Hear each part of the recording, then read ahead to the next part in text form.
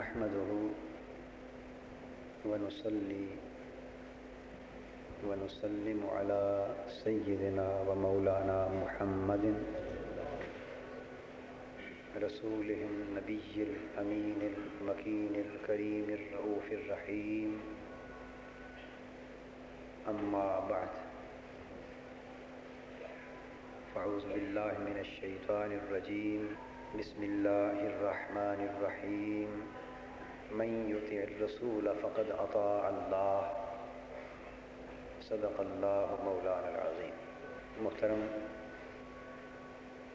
مشائخ و علماء کرام و معزز خواتین و حضرات، اللہ رب العزت کے فضل و احسان سے ہم پچھلے چند جمعوں سے جس موضوع پر سلسلہ وار گفتگو کرتے آ رہے ہیں وہ ہے نبوت کی خصوصیات، یعنی لوازم و خصائص نبوت کیا ہے. مختلف لوازم اور خصائص کے بیان کے بعد جس پہلو پر گفتگو جاری ہے وہ یہ ہے کہ نبی کا حکم اور قول بھی اللہ کی طرف سے وہی تصور کیا جاتا ہے، اور وہ اس کی امت کے لیے حجت قاطعہ ہوتا ہے، حجت مطلقہ ہوتا ہے، اور اس کے انکار اور اس سے اختلاف کی کسی سطح پر گنجائش نہیں ہوتی. چنانچہ پچھلے 2 جمعوں میں ہم نے وحی کے موضوع پر، وحی بطور خصوصیت نبوت، اس پر روشنی ڈالتے ہوئے وحی کے تصور پر گفتگو کی اور یہ واضح کیا کہ حضور نبی اکرم صلی اللہ تعالی علیہ وآلہ وسلم پر نازل ہونے والی وحی قرآن مجید کے علاوہ وحی خفی بھی تھی، جس کا وجود اسلام کے لٹریچر میں احادیث نبوی کی صورت میں ملتا ہے.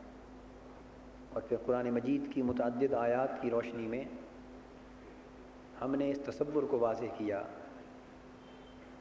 کہ نبی اکرم صلی اللہ تعالی علیہ وآلہ وسلم کا قول اور حضور علیہ الصلوۃ والسلام کا ارشاد فی نفس ہی حجت ہے، بلکہ قرآن کو حجت ماننے سے بھی پہلے نبی کے قول کو حجت ماننا لازم ہے، تب ہی قرآن کی اور کتاب الہی کی حجیت پر ایمان صادق ہو سکتا ہے. آج اسی ضمن میں ہم جو اگلا نقطہ واضح کرنا چاہتے ہیں وہ نبی کی اطاعت کا ہے صلی اللہ علیہ وآلہ وسلم. اللہ رب العزت نے ارشاد فرمایا من یطع الرسول فقد اطاع اللہ. بس جو کوئی رسول کی اطاعت کرتا ہے وہ اللہ کی اطاعت کرتا ہے. اس آیت کریمہ میں حضور نبی اکرم صلی اللہ تعالی علیہ وآلہ وسلم کی اطاعت کو عین اطاعت الہی قرار دیا جا رہا ہے، اور اس میں بیان کا اسلوب یہ ہے کہ من یطع الرسول، جو کوئی بھی رسول صلی اللہ علیہ وآلہ وسلم کی اطاعت کرتا ہے یا کرے گا، فقد اطاع اللہ. قد کلمہ تاکید ہے. جو کوئی رسول صلی اللہ علیہ وآلہ وسلم کی اطاعت کرتا ہے یا اطاعت کرے گا وہ بالیقین جان لے کہ اس نے رسول کی اطاعت کر کے حقیقتاً اللہ کی اطاعت کر لی. گویا اس امر کو تاکید کے ساتھ، جزم کے ساتھ، یقین، وثوق اور اعتماد کے ساتھ واضح کیا جا رہا ہے کہ جو کوئی نبی صلی اللہ علیہ وآلہ وسلم کی اطاعت کرتا ہے اسے یقین حاصل ہو جانا چاہیے کہ وہ اللہ کی اطاعت کر رہا ہے. تو یہ آیت کریمہ اس امر کو واضح کر رہی ہے کہ اللہ کے نبی صلی اللہ علیہ وآلہ وسلم کی اطاعت کسی اعتبار سے بھی اللہ کی اطاعت سے جدا نہیں۔ اب آپ پورے قرآن مجید کا مطالعہ کریں، آپ کو یہ بات کہیں نہیں ملے گی کہ اللہ رب العزت نے یہ فرمایا ہو کہ جو کوئی اللہ کی اطاعت کرتا ہے اس نے از خود نبی کی اطاعت کر لی۔ یعنی اللہ کی اطاعت کو، فقط اللہ کے حکم ماننے کو نبی کی اطاعت کے لیے کلیتاً کافی ہونا قرار نہیں دیا گیا، بلکہ اس کے برعکس یہ کہا کہ جو کوئی نبی کی اطاعت کرتا ہے وہ اللہ کی اطاعت کرتا ہے۔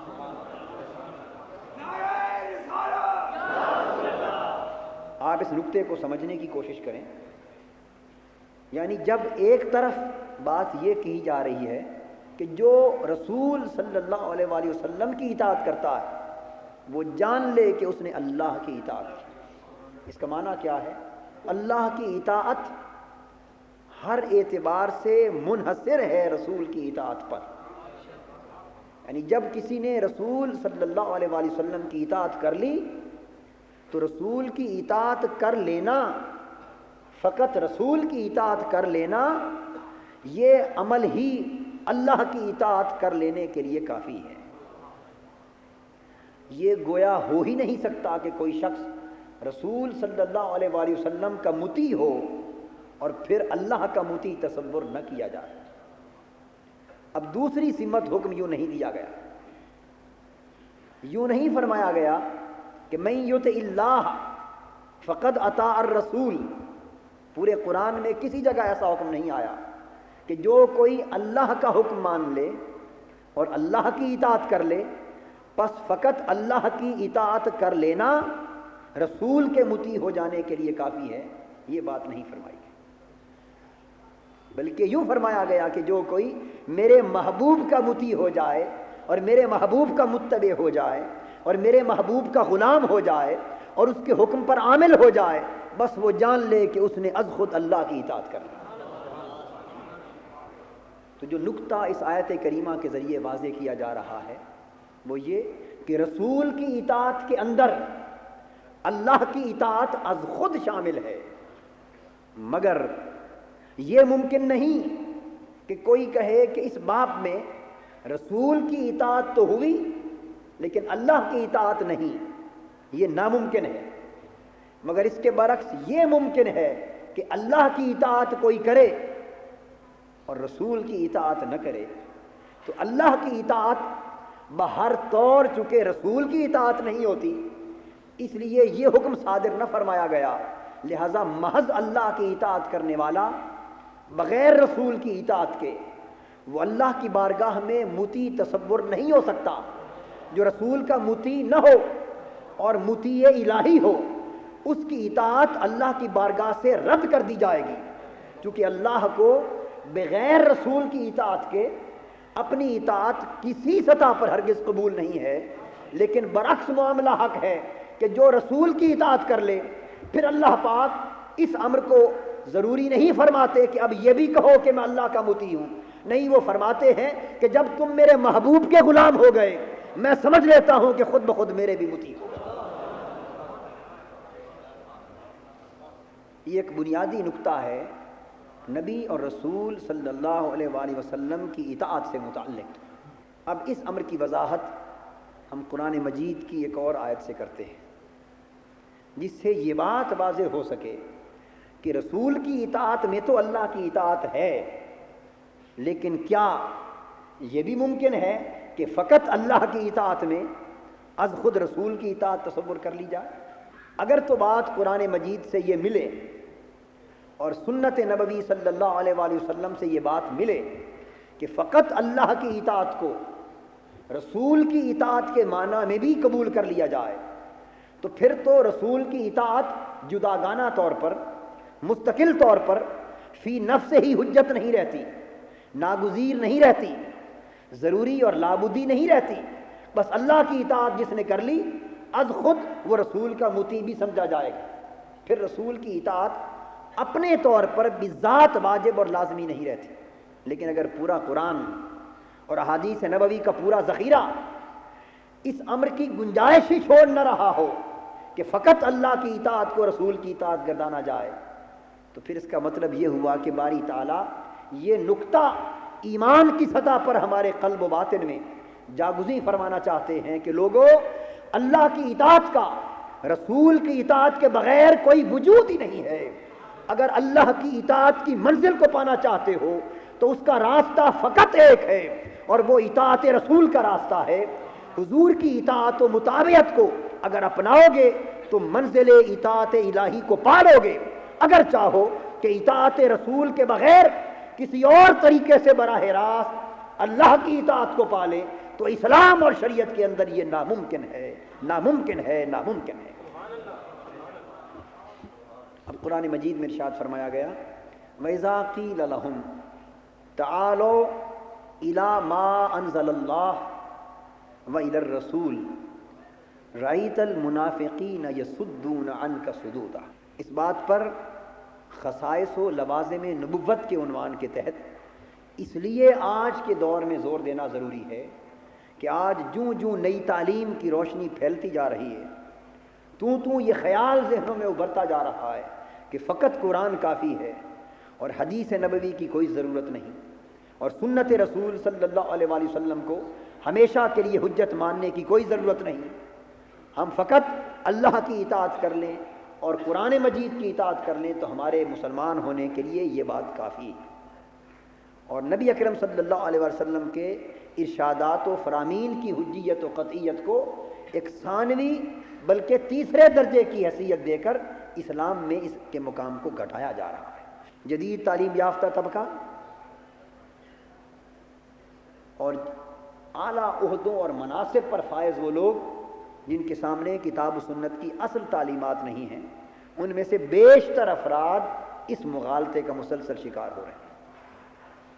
اور اس کی ایک بنیادی وجہ یہ کہ مستشرقین یعنی غیر مسلم مفکر یہودی اور عیسائی، ان کا سارا زور تحقیق کا اسی امر پر صرف ہو رہا ہے شرق سے غرب تک کہ مسلمانوں کا علاقہ اپنے نبی صلی اللہ علیہ وآلہ وسلم کی محبت و اطاعت سے کاٹ دیا جائے، اور ان کے ذہنوں میں حضور علیہ الصلوۃ والسلام کی احادیث کی نسبت اور حضور علیہ الصلوۃ والسلام کی سنت کی حجیت کی نسبت اور حضور علیہ الصلوۃ والسلام کی اطاعت و اتباع کی ناگزیریت کی نسبت ان کے ذہنوں میں شکوک پیدا کر دیے جائے۔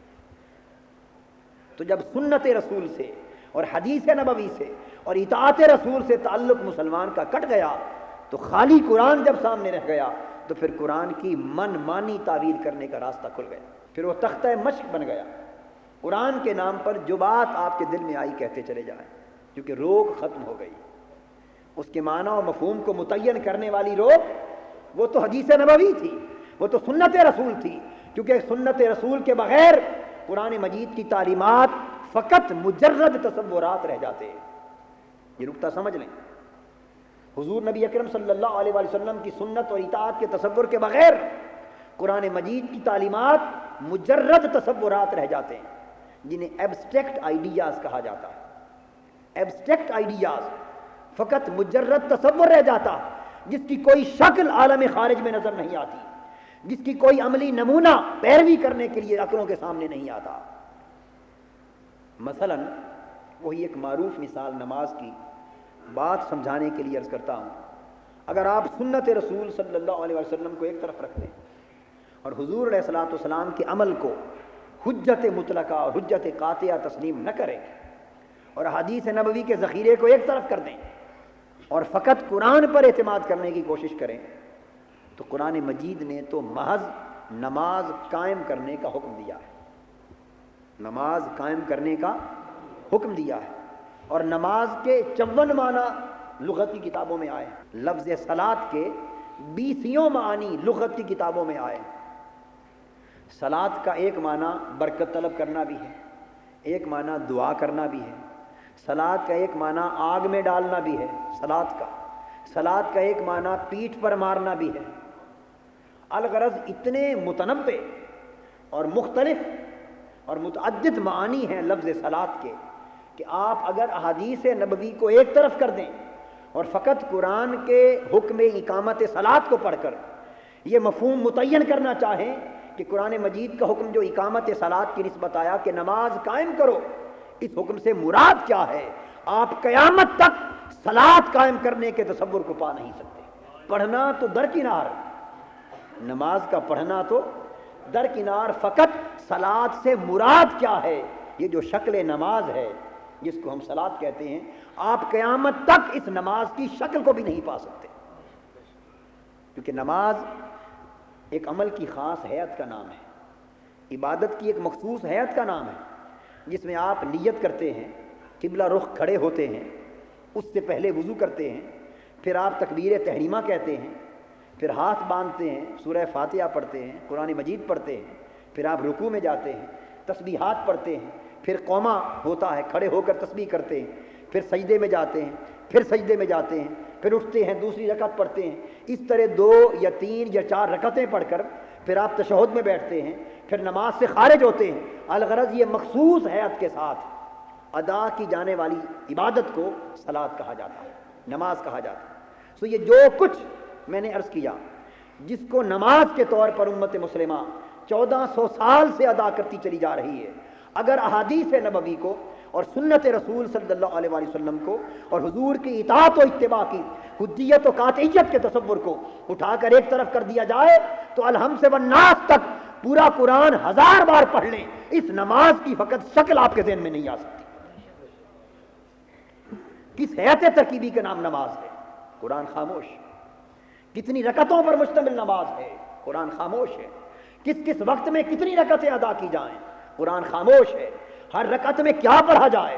قرآن خاموش ہے۔ رکوع میں کیا پڑھا جائے؟ قرآن خاموش ہے۔ سجود میں کیا پڑھا جائے؟ قرآن خاموش ہے۔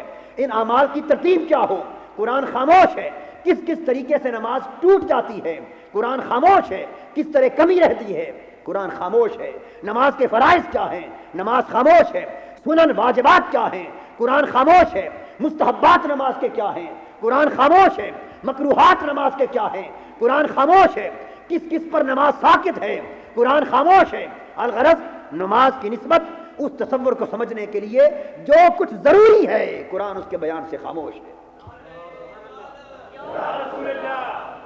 تو قرآن مجید نے تو فقط ایک مجرد تصور عطا کر دیا کہ نماز قائم کرو، فقط مجرد تصور بیان کر دیا کہ نماز قائم کرو۔ اب قرآن کو ہم بہتر سمجھتے ہیں یا صحابہ کرام بہتر سمجھنے والے تھے؟ صحابہ کرام بدرجہ ہم سے بہتر قرآن کو سمجھنے والے تھے، اس میں تو کوئی شک نہیں۔ اگر فقط قرآن سے نماز کی شکل اور حیت سمجھ میں آ سکتی تو صحابہ کرام حضور علیہ الصلوۃ والسلام سے یہ سوال نہ کرتے کہ آقا قرآن جو فرما رہا ہے کہ نماز پڑھو، کیف نصلی یا رسول اللہ، ہم نماز کیسے پڑھیں؟ صحابہ کرام کا اس سوال کی طرف ضرورت محسوس کرنا خود اس بات پر دلالت کرتا ہے کہ قرآن پڑھ کر سن کر انہیں نماز کی حیت اور طریقے کی سمجھ نہیں آ رہی تھی۔ بالآخر انہیں پوچھنا پڑا کیف نصلی یا رسول اللہ، حضور نماز کیسے پڑھیں؟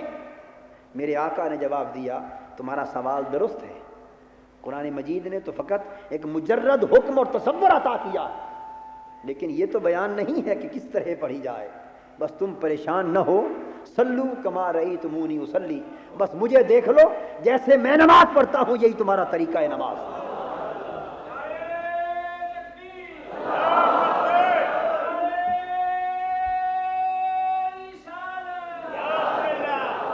حاضرین محترم، یہاں ایک نقطہ سمجھنے کے قابل ہے، وہ یہ کہ حکم اقامت صلاۃ کا تو قرآن میں آ گیا، حکم تو قرآن میں آ گیا۔ اللہ نے اپنا منشا تو اس حکم کے ذریعے قرآن میں 80 سے بھی زائد مقامات پر بیان فرما دیا، لیکن اس منشا کی تکمیل کس طرح ہوگی؟ حکم الہی کی تعمیل کس طرح ہوگی؟ فقط قرآن پڑھ کر اللہ کے منشا کا علم تو ہو سکتا ہے، اس پر عمل نہیں ہو سکتا۔ فقط قرآن پڑھ کر خدا کے حکم کی ایک مجرد تصور کی حد تک معرفت تو ہو سکتی ہے، اسے عملی زندگی میں اپنایا نہیں جا سکتا۔ تو اگر سنت رسول قرآن کے ساتھ متعلق تصور نہ کی جائے تو قرآن فقط ذہنی تصورات کا مجموعہ بن کے رہ جائے اور قرآن کی تعلیمات کا انسان کی عملی زندگی سے کوئی تعلق باقی نہ رہے۔ رسول صلی اللہ علیہ وسلم کس لیے آئے؟ اس لیے آئے کہ فرمایا اللہ رب العزت نے محبوب میں اپنے قرآن کی صورت میں اپنی منشا بیان کرتا چلا جاتا ہوں، تو عمل کی صورت میں میری منشا کی تکمیل کا عمل نمونہ بیان کرتا چلا جا۔ قرآن پڑھ کر لوگ میرے منشا کو جانیں اور تیرے عمل کو دیکھ کر میرے منشا کی تعبیر ہوتی چلی جائے گی۔ اس طرح مجرد تصور جب عملی شکل کے ساتھ ملا تو اس کا نام اسلام بن گیا، اس کا نام اسلام بن گیا۔ تو وہ لوگ جو فقط قرآن کی حجیت پر اکتفا کرنا چاہتے ہیں اور سنت رسول صلی اللہ علیہ وآلہ وسلم کی حجیت مطلقہ کا انکار کر کے اسلام کو اخذ کرنا چاہتے ہیں، انہیں جان لینا چاہیے کہ سنت رسول کی حجیت قاطعہ کے بغیر قرآن کی بنیاد پر اسلام مجرد تصورات کا مجموعہ ہے، عملی زندگی کے ساتھ اس کا کوئی تصور باقی نہیں رہتا۔ اسلام کی عملی شکل ہی میرے آقا کی سنت سے نکلتی ہے۔ اس لیے اگر یہ کہا جائے بات سمجھانے کو تو یہ حق ہوگا کہ اللہ رب العزت نے قرآن کے دو پیکر عطا کیے، ایک پیکر علمی، ایک پیکر عملی۔ ایک قرآن کا علمی پیکر عطا کیا، ایک قرآن کا عملی پیکر عطا کیا۔ علمی پیکر قرآن کا 114 سورتوں میں تھا، علمی پیکر قرآن کا الحم سے والناس تک 114 سورتوں میں تھا، اور قرآن کا عملی پیکر فقط محمد کی ایک سورت میں تھا صلی اللہ علیہ وسلم۔ اللہ رب العزت کا علم، اس کی منشا کا علم جو قرآن کی 114 سورتوں میں مندرج تھا، ان ساری 114 سورتوں کا عملی پیکر حضور کی ایک سورت میں تھا۔ تو جو کچھ قرآن پڑھ کر سمجھ میں آتا ہے اس کی عملی شکل کی معرفت حضور کے عمل سے ہوتی ہے۔ تو عرض یہ کر رہا تھا کہ حضور نبی اکرم صلی اللہ تعالی علیہ وآلہ وسلم کی اطاعت کو اسی لیے حضور ہی کی اطاعت کو اللہ کی اطاعت قرار دیا گیا، اس لیے کہ اللہ رب العزت نے نماز پڑھنے کا حکم تو دیا، لیکن خود نماز پڑھ کے دکھانے سے وہ اللہ پاک ہے۔ اس نے روزہ رکھنے کا حکم تو دیا ہے، لیکن روزہ رکھ کر دکھانے اور افطار کر کے دکھانے سے پاک ہے۔ روزہ نام ہے سحری کے وقت کھا کر افطاری تک کھانے پینے سے جماع سے پرہیز کرنے کا، اور پھر افطاری کے وقت افطار کر لینے کا، تو روزے کی ایک حیت ہے۔ تو اللہ پاک سحری سے بھی پاک، افطاری سے بھی پاک، تو وہ روزے کا حکم تو دے سکتا ہے، لیکن روزہ رکھ کر عملی نمونہ آپ کے سامنے پیش کرنے سے پاک ہے۔ اللہ نے حکم دیا للہ علی الناس حج البیت من استطاع الیہ سبیلا، جو لوگ صاحبان استطاعت ہیں وہ اللہ کے گھر کا حج کریں، تو اللہ حج کا حکم تو دے سکتا، لیکن اتر کر کعبے کا طواف کر کے دکھانے سے پاک ہے، صفا مروہ کی سعی کر کے دکھانے سے پاک ہے، شیطان کو مینا میں جا کر پتھر مار کے دکھانے سے پاک ہے، مناسک حج عطا کر کے دکھانے سے پاک ہے۔ وہ ان چیزوں سے بلند ہے، وہ کس کے گھر کا طواف کرے؟ حج تو اس کے گھر کا طواف نام ہے۔ اللہ رب العزت نے اسی طرح جہاد کا، حج کا، زکوٰۃ کا، روزے کا، نماز کا، اور حلال و حرام کے امتیازات کا، اور دیگر تصورات شریعت کا، ہر چیز کا حکم دیا ہے، اور جس جس حکم پر عمل کرنا مقصود ہے وہ عمل کر کے دکھانے سے پاک ہے۔ اب دو باتیں سمجھ لیں، اللہ نے حکم دیا لیکن اس حکم پر خود عمل کر کے دکھانے سے بلند ہے، پاک ہے، اور حکم اللہ کا حکم لانے والا فرشتہ ہے جبرائیل امین، سو وہ اللہ کا حکم لے کر تو آئے، لیکن آپ کو اس حکم کی تعمیل عملاً کر کے دکھانے سے وہ بھی مبرہ ہے، اس لیے کہ وہ نور ہے، مجرد نور، اس کی حیت انسانی اور بشری نہیں، ان کا کام فقط اللہ کا حکم پہنچا دینا تھا۔ تو اس لیے اللہ کے منشا کی تعمیل کا نمونہ نہ آپ کو اللہ کی ذات کے ذریعے براہ راست مل سکتا تھا، نہ ملائکہ کی صورت میں براہ راست مل سکتا تھا، کہ وہ نوع ہی اور ہے مخلوق کی۔ اس لیے اللہ رب العزت نے فرمایا وما ارسلنا من رسول الا لیطاع باذن اللہ، ہم رسولوں کو بھیجتے ہی اس لیے ہیں کہ اللہ پاک جو کچھ فرماتا جائے رسول وہ کام کرے، اور رسول کے کیے ہوئے کام کی ہر فرد اطاعت کرتا چلا جائے، تو اللہ کے اذن سے رسول کی اطاعت کی جائے۔ یہی وجہ ہے کہ رسول کی اطاعت میں تو اللہ کی اطاعت ہے، لیکن کوئی یہ کہے کہ فقط اللہ کی اطاعت میں از خود رسول کی اطاعت ہے، یہ بات نہیں۔ اب اس کی دلیل قرآن مجید میں موجود ہے۔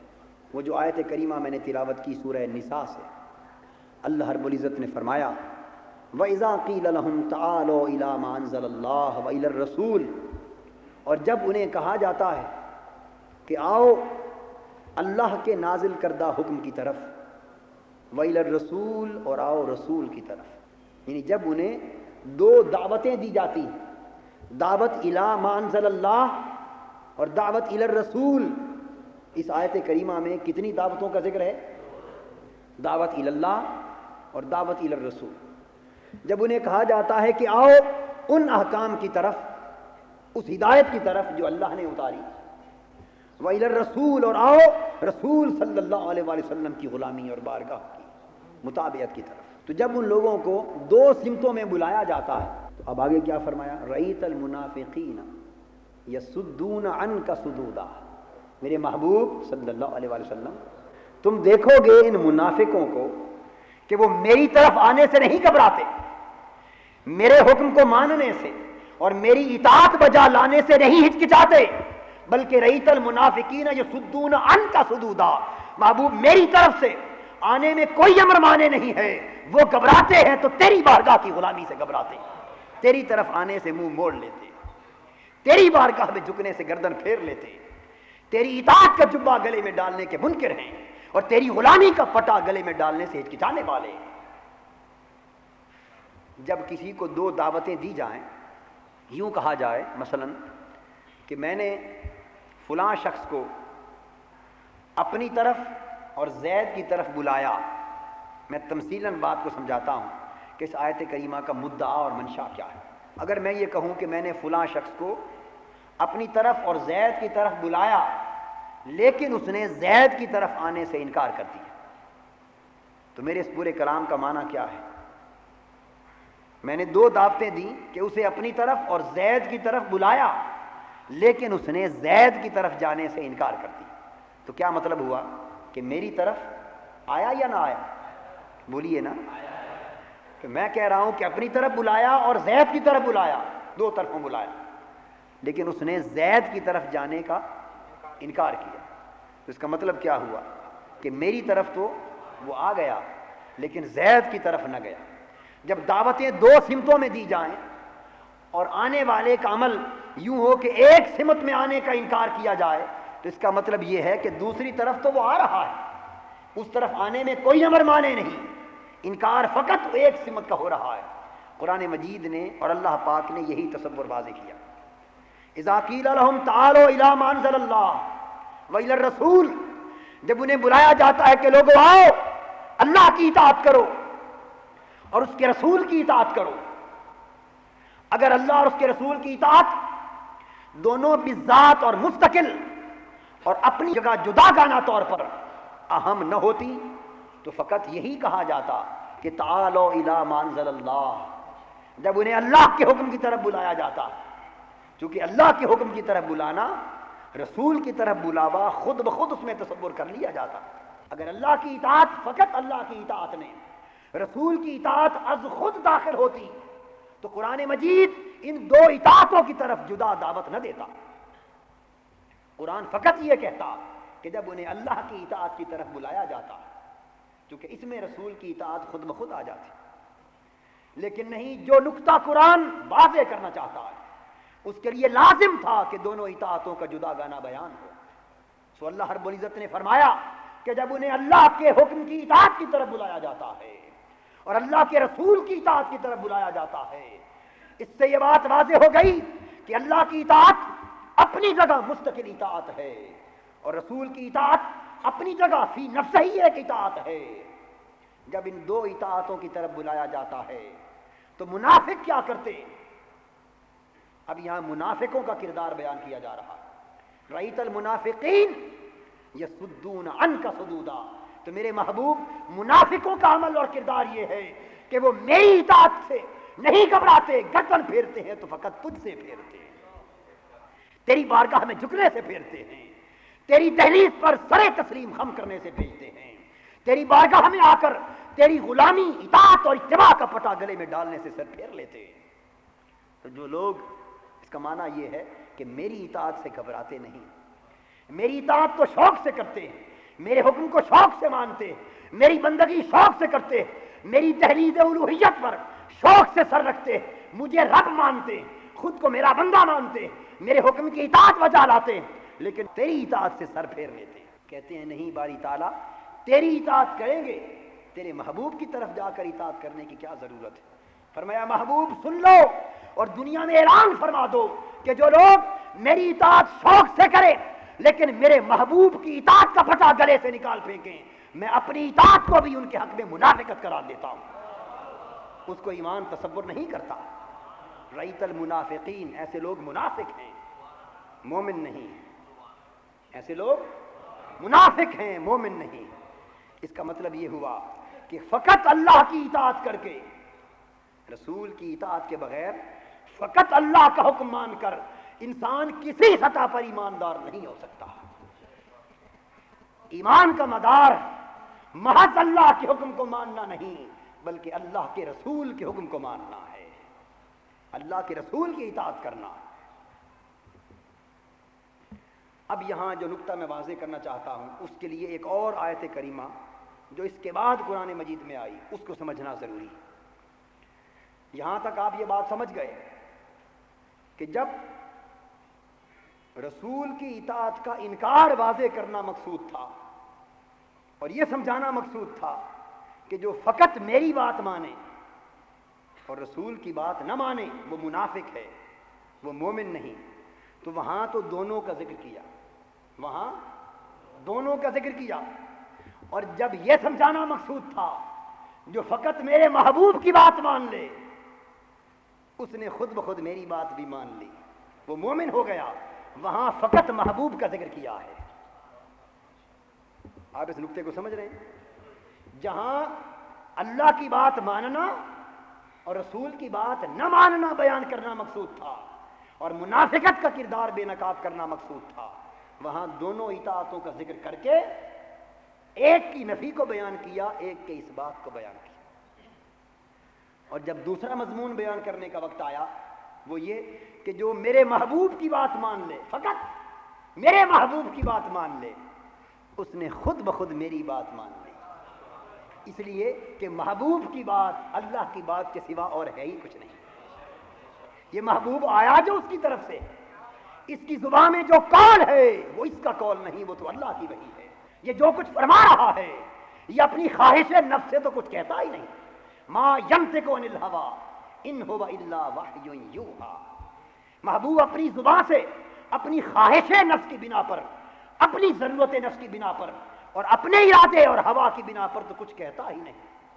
ان ہو الا وحی یوحی، جو کچھ میرے محبوب کی زبان سے نکلتا ہے وہ خدا کی وحی ہوتی، وہ خدا کی وحی ہوتی۔ اب یہاں ایک چھوٹا سا فرق ہے، جو کچھ اللہ رب العزت فرمائے وہ ضروری تو نہیں کہ وہ حضور علیہ الصلوۃ والسلام کا بھی وہی قول ہو، کیونکہ اللہ نے جو فرمایا وہ حضرت آدم نے بھی بیان کیا، اللہ نے جو فرمایا وہ حضرت نوح نے بھی بیان کیا، اللہ نے جو فرمایا وہ حضرت موسیٰ نے بھی بیان کیا، حضرت عیسیٰ نے بھی بیان کیا۔ لیکن جب شریعت بدل گئی تو اللہ کا جو فرمان حضرت عیسیٰ نے بیان کیا پھر اللہ کے دوسرے فرمان کو حضور نے بدل کر بیان کیا، اللہ کا فرمان حضور کی زبان پر بدل گیا۔ مثلا پہلے اللہ کا فرمان جو پہلے انبیاء کی زبان سے نکلا اس میں مال غنیمت کا تصور نہ تھا، مال غنیمت جائز نہ تھا، یہ قول اللہ کا تو تھا لیکن ہمارے رسول کا نہ تھا۔ تو جب حضور کا وقت آیا تو اللہ کا کیا فرمان جاری ہوا حضور کی زبان سے کہ امت کے لیے مال غنیمت جائز ہے، احلت لی الغنائم، میرے لیے مال غنیمت جائز کر دیا گیا۔ تو اب حضور کا قول کیا ہوا؟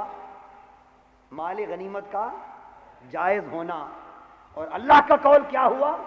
پہلے مال غنیمت کا ناجائز ہونا اللہ کا قول تھا، بعد میں مال غنیمت کا جائز ہونا قول ہو گیا۔ تو آپ نے دیکھا کہ اللہ کے قول دو ہو گئے، پہلی امتوں کے لیے اور تھا، حضور کی امت کے لیے اور ہے۔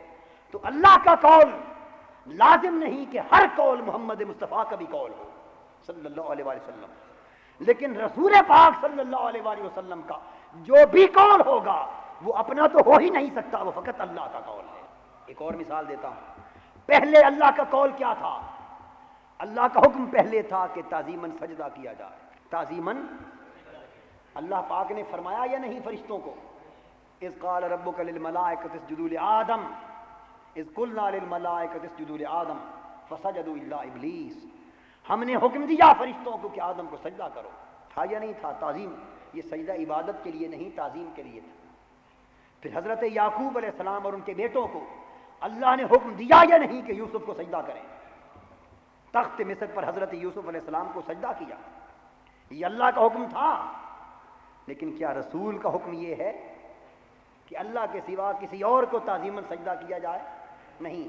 جب حضور علیہ الصلوۃ والسلام کی باری آئی تو اللہ نے اپنے حکم کو بدل دیا، فرمایا محبوب یہ حکم شریعت پہلی امتوں کے لیے تھا، اب اسے منسوخ کر کے تیری امت کے لیے دوسرا حکم شریعت عطا کر رہا ہوں کہ اللہ کے سوا کسی غیر کو سجدہ نہیں ہو سکتا۔ عبادت کے لیے تو پہلے بھی جائز نہ تھا، اب اس امت کے لیے تعظیماً بھی حرام ہو گیا۔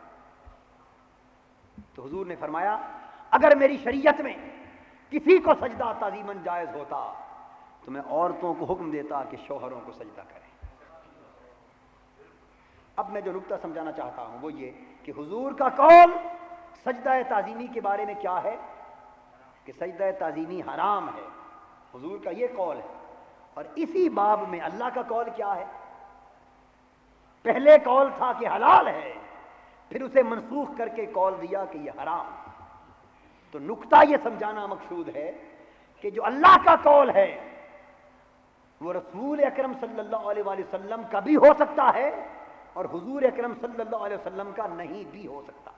یہ بھی ممکن ہے کہ وہ حضور کی زبان پر جاری ہو، یہ بھی ممکن ہے کہ حضور کے لیے نہ ہو، پہلوں کے لیے ہو۔ لیکن جب رسول پاک صلی اللہ علیہ وآلہ وسلم کا قول ہوگا تو کیا ممکن ہے کہ وہ اللہ کا نہ ہو، کسی اور کا؟ رسول کا قول ہر حال میں اللہ کا قول ہوگا، لیکن اللہ کا قول کبھی حضور کا ہوگا، کبھی کسی اور نبی کا ہوگا۔ اسی طرح آدم علیہ السلام کے زمانے میں شریعت میں یہ تھا کہ ایک ہی ماں کے بطن سے ایک بیٹا صبح پیدا ہوتا اگر اور بعد میں ایک بیٹی پیدا ہوتی تو رشتے میں بہن بھائی تھے لیکن ان کی شادی آپس میں جائز تھی۔ یہ جو پہلی شریعت میں بہن اور بھائی کی اس طور پر آپس میں شادی اور نکاح جائز تھا، یہ کس کا قول تھا؟ اللہ کا حکم تھا تو جائز تھا۔ اب بات کو سمجھ گئے؟ لیکن کیا حضور علیہ الصلوۃ والسلام کی شریعت میں یہ جائز ہے؟ نہیں، حرام کر دیا گیا۔ تو اب حضور کی بات آئی تو اللہ نے اس نکاح کو حرام کرنے کا قول فرمایا، تو یہ حضور کا قول تو اللہ کا قول ہوا، لیکن وہ جو دوسرا قول تھا اللہ کا وہ حضور کا نہ ہوا، وہ پہلے انبیاء کا ہوا۔ میں نے چند مثالیں آپ کو یہ نکتہ سمجھانے کے لیے دی ہیں، میں سمجھتا ہوں کہ آپ اس بات کو سمجھ گئے ہوں گے کہ حضور کے قول میں اللہ کا قول اس لیے لازماً داخل ہے کہ حضور اللہ کے سوا کوئی بات کر ہی نہیں سکتے، اللہ کے سوا حضور کوئی حکم دے ہی نہیں سکتے، منشاء الہی کے بغیر حضور کوئی حکم صادر فرما ہی نہیں سکتے۔ اس لیے جب حضور کا حکم ہوگا وہ خود بخود حکم الہی ہوگا، سو جب حضور کے حکم کی اطاعت ہوگی وہ خود بخود اطاعت الہی ہو جائے گی۔ لیکن جب اللہ کی اطاعت ہوگی اور اللہ کا حکم ہوگا وہ کبھی حضور کا ہوگا، کبھی حضور کا نہیں ہوگا۔ تو فقط اللہ کی اطاعت، اس میں رسول کی اطاعت منحصر نہیں ہے، لیکن رسول کی اطاعت میں خود بخود اللہ کی اطاعت موجود ہے۔ اس لیے فرمایا کہ جو لوگ میرے حکم کی اطاعت کرنے میں نہیں ہچکچاتے لیکن میرے رسول کی اطاعت سے گھبراتے ہیں وہ منافق ہیں۔ اب دوسری جگہ ارشاد فرمایا جہاں اپنے محبوب کی بات ماننے کا ذکر تھا وہاں اپنی اطاعت کی دعوت کا بیان ہی نہیں کیا، اس لیے کہ یہی تصور سمجھایا جا رہا کہ لوگوں جب تم نے میرے محبوب کی غلامی کر لی تو محبوب کسی اور کا تو نہیں، میرا ہی تو ہے، میرا ہی تو ہے۔ جب تم نے اس کی بات مان لی تو منہ اس کا ہے، بات تو میری ہے، اس لیے وہ میری ہی اطاعت ہو گئی۔ اب پڑھیے قرآن مجید، فرمایا فلا وربک لا یؤمنون حتی یحکموک فیما شجر بینہم ثم لا یجدوا فی انفسہم حرجا مما قضیت ویسلموا تسلیما۔ محبوب صلی اللہ علیہ وآلہ وسلم تمہارے رب کی قسم، تمہارے رب کی قسم، لوگ اس وقت تک ایماندار ہو ہی نہیں سکتے جب تک آپ کی بات کی غلامی کا پٹا گلے میں نہ ڈال لیں، جب تک تجھے حاکم اور حکم نہ مان لیں، جب تک تمہاری بات کو حتمی قطعی اور یقینی نہ مان لیں، جب تک تیرے قول کو حجت قاطعہ نہ مان لیں، جب تک تیرے اشاعت کو حجت مطلقہ نہ مان لیں، تیری غلامی کا پٹا جب تک کلیتاً گلے میں نہ ڈال لیں اور تیری بات کے سامنے جب تک جھک نہ جائیں، اس وقت تک تیرے رب کی قسم یہ مومن ہو نہیں سکتے۔ اب یہاں کس کی بات منوائی جا رہی ہے؟ بولیے، دعوت کس کی طرف ہے؟ رسول کی اطاعت کی طرف دعوت ہے یا اللہ کی اطاعت کا بیان ہو رہا ہے؟ رسول کی اطاعت کا بیان ہو رہا ہے۔ تو جب ایمان ثابت کرنے کا وقت آیا تو فقط رسول کی اطاعت سے ایمان ثابت ہو گیا۔ جب ایمان ثابت کرنے کا وقت آیا تو قرآن یہ اعلان کر رہا ہے کہ ایمان کا نقطہ سمجھنا چاہتے ہو تو فقط رسول کی اطاعت کرنے سے ایمان متحقق ہو جاتا، اور دوسری طرف فقط اللہ کی اطاعت کرنے سے رسول کے بغیر ایمان متحقق نہیں ہوتا، منافقت متحقق ہوتی۔ اور اگر آپ یہ کہیں کہ دوسری طرف یوں تو نہیں نہ بیان کیا گیا کہ اللہ کا حکم مانے بغیر جو رسول کا حکم مانے وہ مومن ہے، تو یہ بیان اس لیے نہیں کیا گیا کہ اس کا امکان ہی نہیں کہ رسول کا حکم اللہ کے حکم کے بغیر تو ہو ہی نہیں سکتا۔ آپ اس بات کو سمجھ گئے؟ رسول کا حکم اللہ کے حکم کے بغیر ہو ہی نہیں سکتا۔ اس کی میں آپ کو ایک اور مثال دیتا ہوں۔ انگریزی زبان میں قانون جاننے والے لوگ سمجھتے ہیں ایک ہوتا ہے پرنسپل، ایک ہوتا ہے ایجنٹ۔ بلا تشبیہ و بلا مثال آپ کو فقط ایک بات سمجھا رہا، ایک ہوتا ہے پرنسپل، ایک ہوتا ہے اس کا ایجنٹ۔ مثلا ایک کوئی مل اونر ہے، فیکٹری والا ہے، مینوفیکچرر ہے، وہ کوئی مال مینوفیکچر کرتا ہے، اس کی صنعت ہے، اس کی مل ہے، فیکٹری ہے، وہ کوئی چیز بناتا ہے، کوئی چیز بناتا ہے اور کئی چیزیں بناتا ہے۔ اب وہ اپنا ایجنٹ مقرر کرتا ہے فروخت کے لیے، دنیا میں تقسیم کے لیے، اور اپنا سب کچھ اس ایجنٹ کو دیتا ہے، اور اس نے اس سے پہلے بھی اپنے کی ایجنٹ مقرر کر رکھے تھے مختلف لوگوں کے لیے، مختلف وقتوں کے لیے، مختلف زمانوں کے لیے۔ تو اب وہ جو ایجنٹ ہے وہ سوائے اس پرنسپل کے، اس بنانے والے کے، مال کہیں اور سے نہیں لیتا۔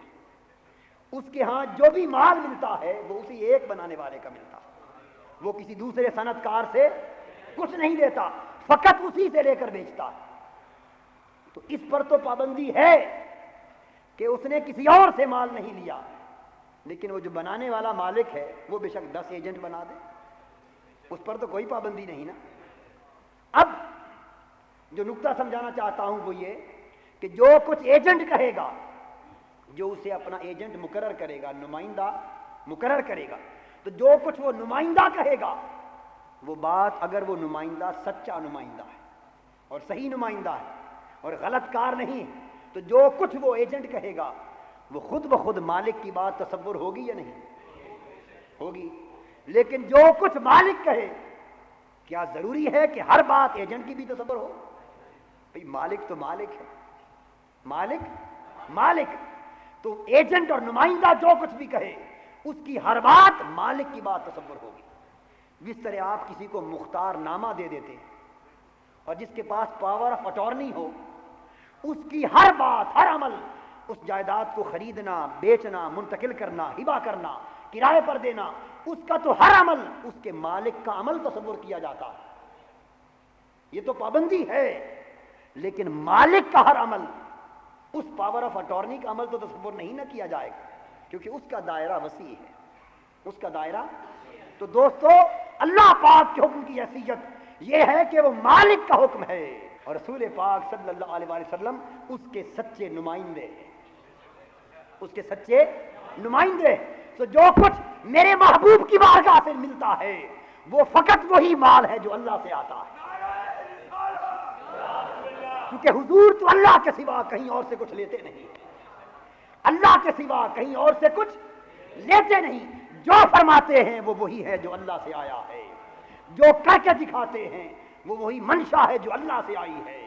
تو حضور کی بارگاہ میں یہ پابندی تو ہے کہ اس کا سب کچھ اللہ کی طرف سے آیا ہوا ہے، لیکن اللہ پر یہ پابندی تو نہیں ہے نا کہ وہ صرف رسول کو دے اور کسی کو نہ دے۔ اس نے 1,24,000 کو نبوت دی ہے، یہ الگ بات ہے کہ اس رسول کو وہ کچھ دے دے کہ جو اس نے ساروں کو دیا تھا وہ سارا ملا کر اسی کو دے دے، یہ بات جدا ہے، لیکن اس پر پابندی تو کوئی نہیں۔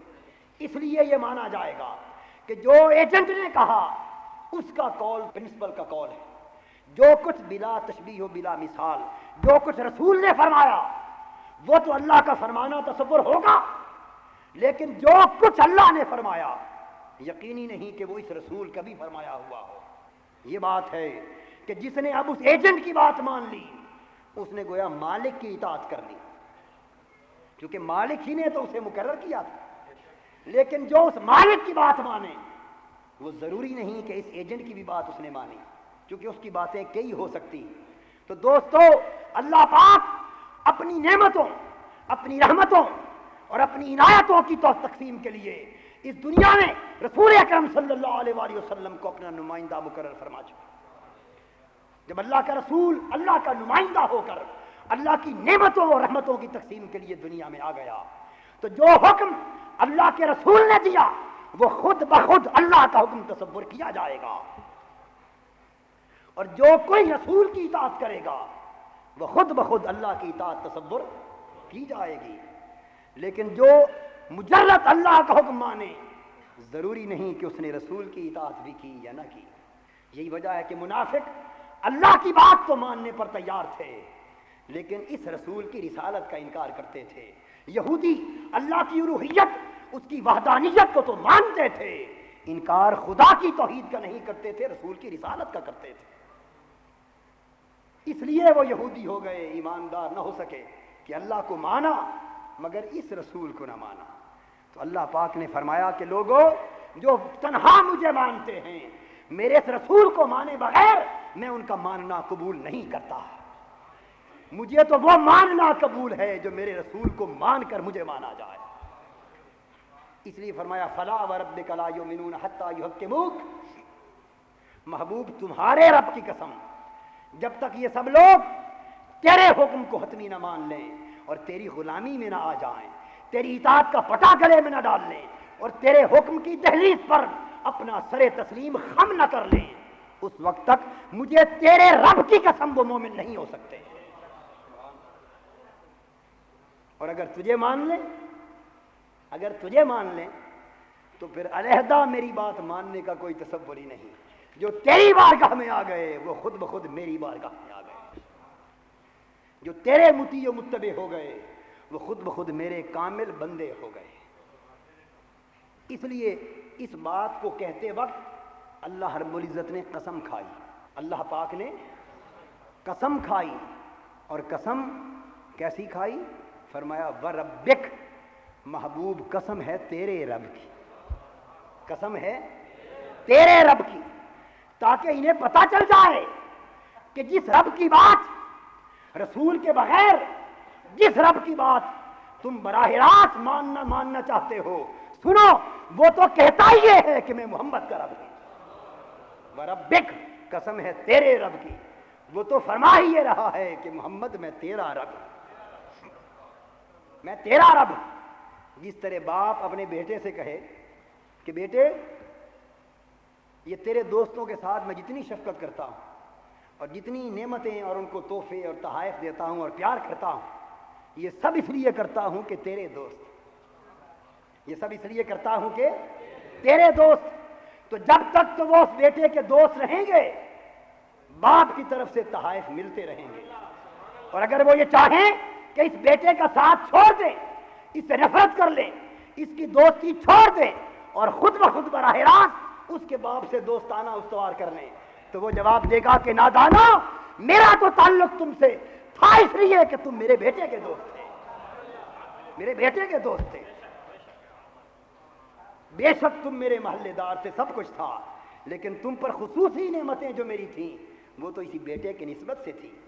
اے امت محمدی، بے شک تم میرے بندے ہو، اللہ پاک نے فرمایا، لیکن تمہیں جو دنیا میں سرفراز کر رہا ہوں وہ تو اس لیے کر رہا ہوں کہ میرے محمد کی امت ہو اور میں محمد کا رب ہوں.